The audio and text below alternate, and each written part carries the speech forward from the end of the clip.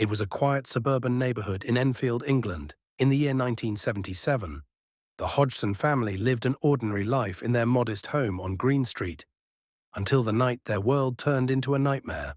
This is the story of the Enfield Poltergeist, a haunting so terrifying that it shook the world and left a trail of unanswered questions. It began one ordinary night.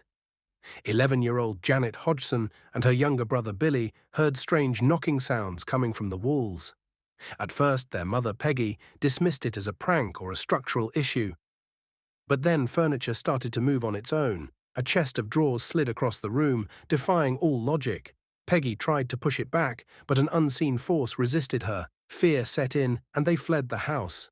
What followed were weeks of escalating terror. Toys flew across the room, chairs toppled over, and strange voices echoed through the house. Janet was often the focal point of the activity. Witnesses claimed to see her levitating from her bed, screaming as if gripped by an invisible hand. The family was desperate and turned to experts for help. The case attracted the attention of paranormal investigators Maurice Grosse and Guy Lyon Playfair. They recorded hours of audio and video evidence, capturing eerie voices and unexplained sounds. The voice of the poltergeist spoke through Janet, claiming to be Bill, a man who had died in the house years earlier. Despite their efforts, skeptics questioned the validity of the evidence, accusing the children of fabrication.